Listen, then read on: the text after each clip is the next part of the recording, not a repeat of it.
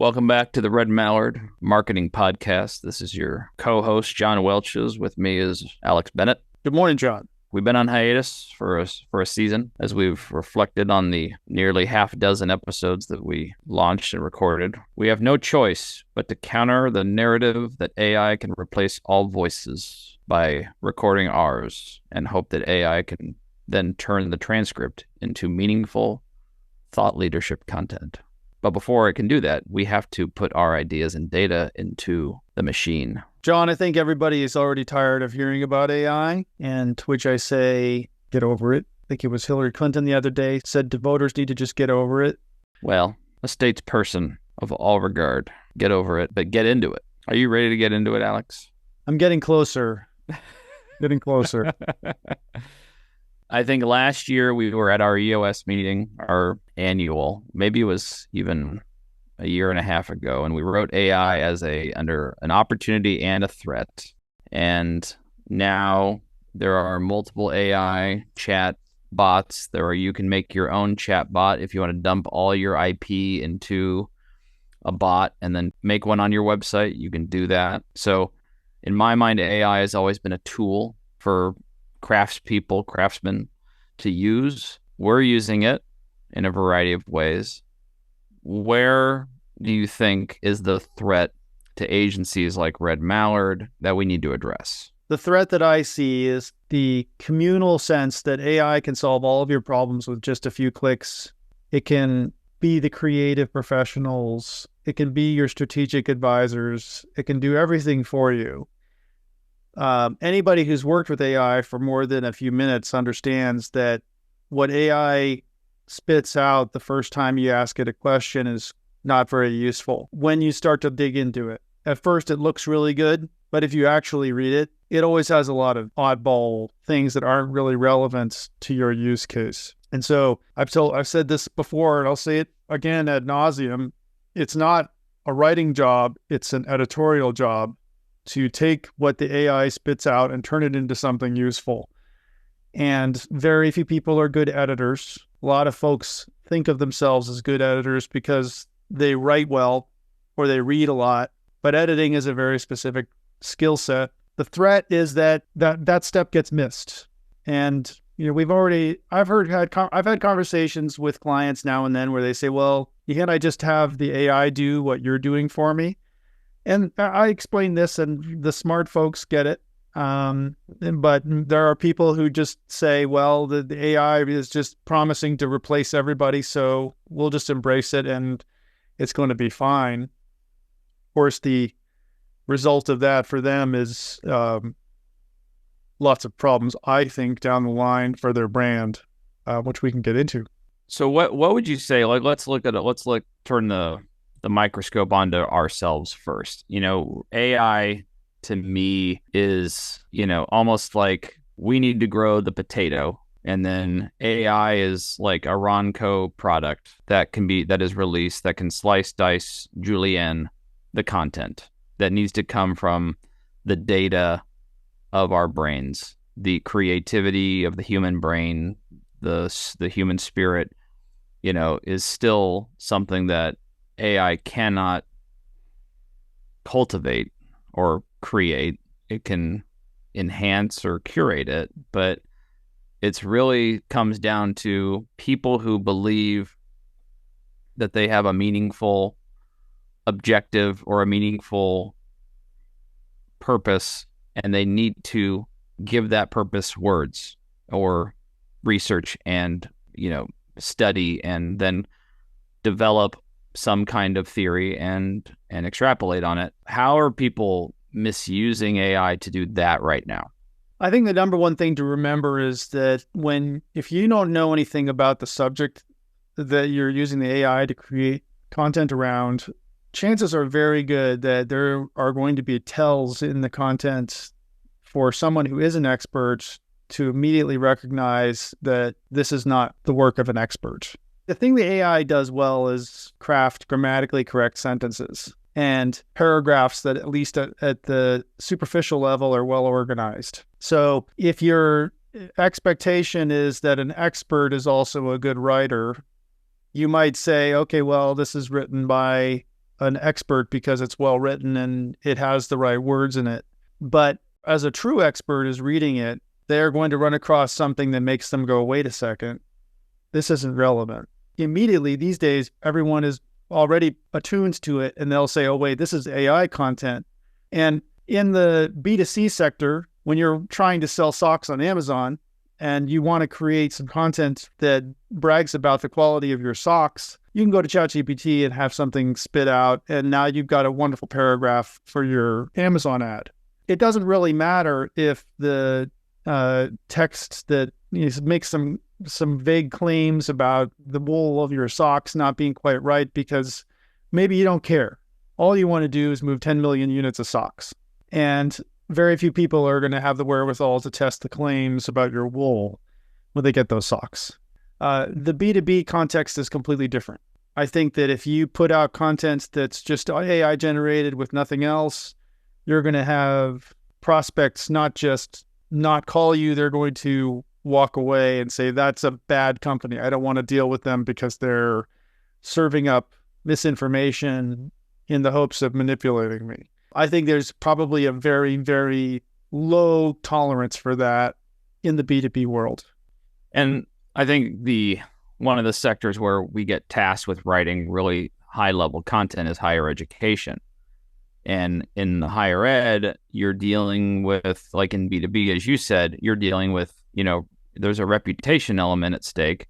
And in higher ed or in the legal world, if you bring AI into your content, into your research, into your publications, that's not been vetted, that's not been edited, you're trying to shortcut it somehow. Like let's admit the fact that AI is basically a way to shortcut things or accelerate certain things.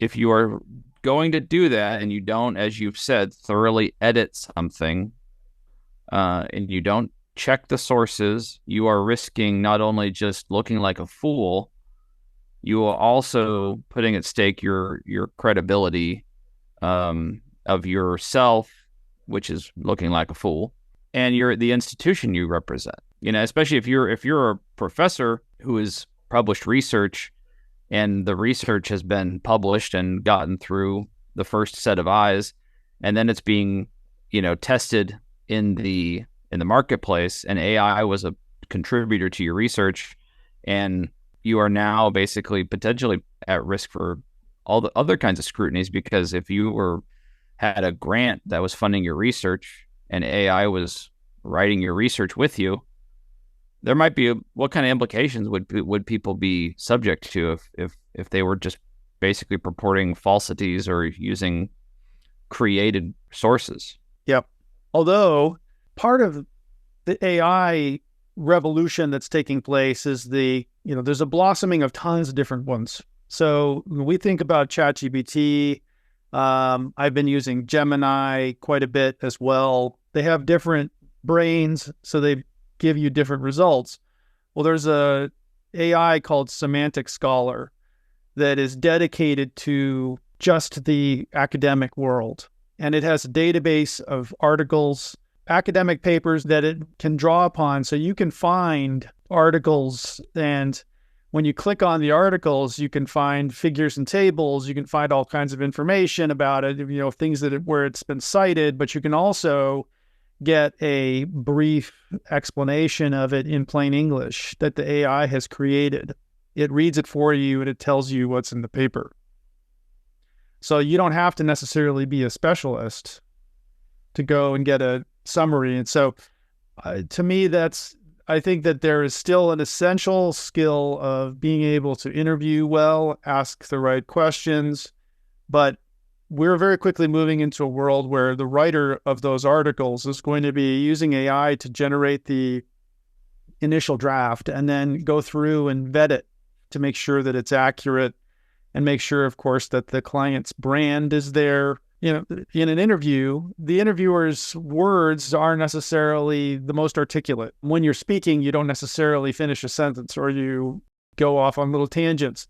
And having the ability to go in and edit those and make them clean them up in a way that makes sense, I think is very important for the editorial stage. Does that save time? I think it probably does. And it results in better, faster content. And at the end of the day, marketing content, the world we're in, is not high literature. Its purpose is to communicate information, and it needs to be out in the world to do that. So, and one way to think about this maybe is that what we're doing is shifting away from creating content to curating content. And I think that one of the little signs of this transformation came from the email from the Neil Patel sent out the other day. For those who don't know, Neil Patel is kind of an SEO expert who generates a lot of content of his own. And in that email, started off with this idea that the industry is rapidly moving to just using AI for content creation. And he put in the results of a survey that they ran. They had about 1,000 participants in the survey from the marketing industry as a whole. And about 604, I think it was 640 of them out of 1,051, so well over half, are just using AI to create text-based content. That shocked me, to be honest. To me, it's a little bit irresponsible. And maybe those are just serving the folks who are only interested in selling socks on Amazon. I doubt very much that works for the law firms, the accounting firms, the construction firms, the high-risk industries like renewable energy. It probably isn't working too well for the universities. Anybody with regulations, anybody that's has adherence to legislation, has the potential of having serious interruption in their business, whatever their business is. Right. And I think that's where people should look to AI as this tool, as we are. We're a content marketing company, so our talent is in enhancing people's credibility and building their expertise based on their IP or their culture or their innovation, whatever they're doing. And sometimes the only way to do that, or the best way, in my opinion, is to celebrate and feature their own people. And, how it's required Red Mallard and other agencies like us, I think, to pivot is to embrace more high-end media, video and animation and things that, can only be created based on the brain power and the thoughts and the expertise of our clients. Because otherwise you're manufacturing stuff from other sources to try to create some compelling notion or some compelling idea that won't really be found in the experience when you actually interact with them. I think the other side of this coin is, though, what can we, or other agencies like us, what can we do better with AI? Because I think there is a need for it. There obviously is we can see the stock prices of these companies just going up and up and up. And there is a concern about how it's going to play a role in the future of communications. So what should we be doing as, the chief of content strategy? What do you think we should be doing, and what should others be doing in their business to make sure they're using it effectively and responsibly? Yeah, I think we're really in the experimental stage. There are people out there claiming to have all the answers. The other day I got an ad on my email from somebody claiming to have the perfect bot for creating all your content. The funny part being that the email itself was clearly written by a human being, not the bot, because it had errors in it that the AI would never make. So the vendor who's selling this tool that they claim is going to create all this wonderful content for you isn't using it for their own content. So I think there's a lot of uncertainty about how it's going to be perceived in the marketplace. Certainly the perception of graphics that are created by AI, people are having a visceral response to AI created graphics that's quite interesting. People say, oh, well, that's created by AI. You're full of it. But the written content is a little bit of a different question. Maybe you need to go in and add some imperfection to give it an authentic feel. I don't know. But certainly right now, things like research, just basic research on anything you want. The other, maybe a month ago or so, I listened to an interesting presentation where the presenter was saying that he no longer uses Google for almost anything at all. He goes to an AI tool and asks it questions that he's trying to find the answer to. And I've been trying to adopt that mindset as well, because what I'm finding is that the AI is incredibly fast at finding information. Just to give you an example, I've been casting around for the last couple of weeks trying to remember the name of a musician. And I knew a few things about the musician. I know that he's Japanese. I know that the music that I was trying to find is probably released in the last 15, 20 years. And then I knew a few basic features about the music. His music is very distinctive. It has a lot of very high frequencies. It has a very dry synthesized sound. It's real synth nerd stuff. But I just couldn't find it using Google. I know, I'd search for, well, maybe it's, avant-garde Japanese electronic music. And I'd look for lists of the best names. And I came up with, found some interesting music, but I didn't find the answer I was looking for.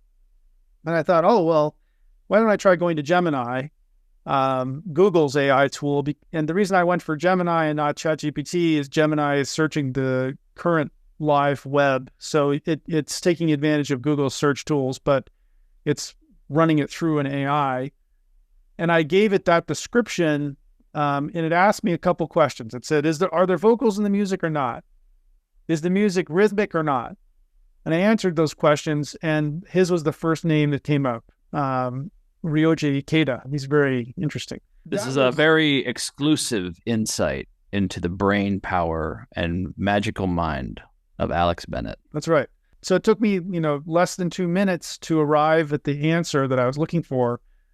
And there are a lot of electronic musicians in Japan. There are a lot of possibilities. And his name was not the only one that it suggested. It came up with a list at first that was not accurate, but they were all kind of the major, the biggest star names. And once I pushed it just a little bit, it came up with the right answer. That's really incredible, because we're not talking about something that's strictly, objective. It's not that I'm going in and Googling, looking for the URL of a specific business website. It's an abstract concept. I'm giving it very abstract description of music, and it was nonetheless able to nail it. That power is really extraordinary. And certainly for our industry, a lot of what we create, we're writing on topics where the writers aren't experts in the specific field that they're writing about. And so when we have to create content that is describing, a mining operation's use of dewatering pumps, or, a fairly niche insurance topic or something like that, the AI can create stuff that is a lot better at first glance than gasp than a writer is going to come up with in 5 times the time, 10 times the time, maybe even more. And then the writer's job is to vet that material and confirm that what the AI is saying is accurate and relevant. I mean, that ultimately is an absolutely essential task. In the accounting world, if you use the AI, well, half the time it's going to pull information that's relevant to the US, but then the other half of the time it's pulling information that's relevant to the rules in Europe. And accountants throughout the world will recognize that you're confusing 2 different accounting regimes, and they're going to pillory you for it. So you have to be careful to not rely on it without paying attention to what you're getting and making sure that it's actually relevant. So there's still a necessity for expertise, but at the level of content creation, that expertise need only be the inquisitive mind that trusts but verifies. So if you don't know whether or not it's right or not, you just have to go and confirm it. And now maybe you're using Google because now you're looking for an authoritative source.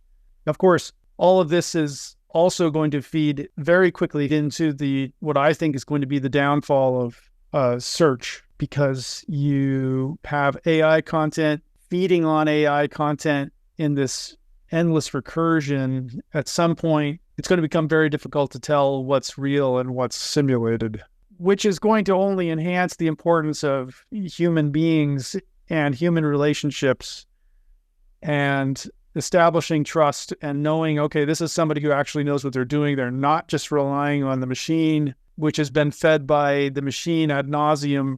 And, the pace of it is a little bit hard to grasp because the AI is moving so quickly and is reiterating so many times that humans can only watch as it kind of barrels ahead. So all these ideas that we have today are going to be irrelevant in 3 months. Then I guess we'll continue to revisit this topic. That's right. What we talked about today will be irrelevant in 90 days. Hey. Stay tuned for more. All right. Well, this has been the Red Mallard Marketing Podcast. A quick check-in on the AI revolution, the AI infusion, the AI takeover. Thank you, Alex.